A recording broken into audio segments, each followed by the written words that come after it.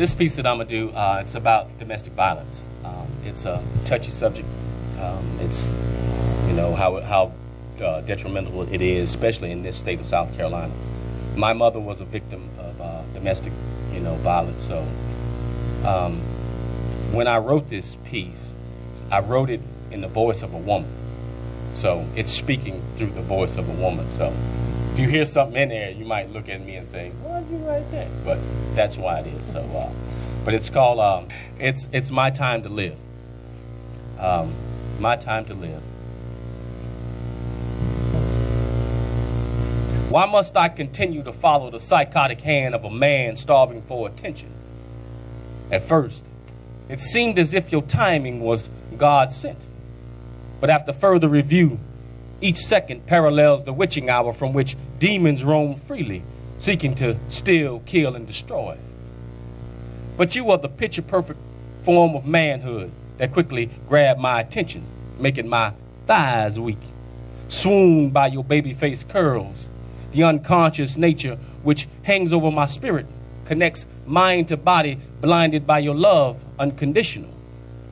But the faces of your love would quickly change from those big sentiments aiming to make you saint to the I'm sorry's of closed fists aiming to make you look like a fool.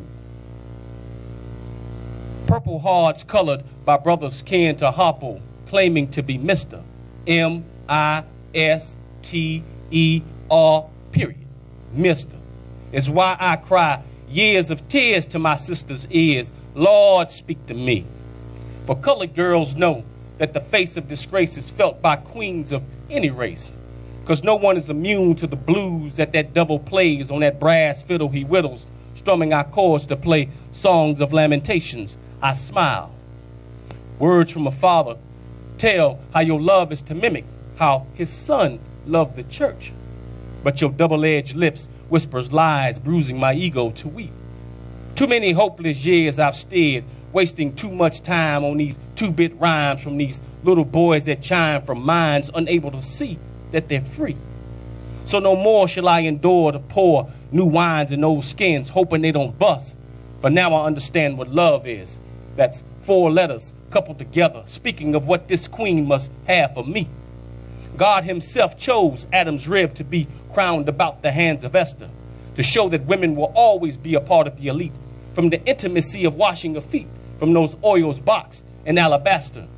So with my head held high, again I must ask myself, why must I continue to follow the psychotic hand of a man starving for attention, when your rotted fruits lacks the substance to feed this divine hunger? Because what you're serving me now makes me sick. What you've planned for my harm, God uses to my good. So these mental scars you physically etched upon my frame in violence speaks volumes for the world to see, that no matter what he did, no matter what he said, in the end, God's victory will always cover me.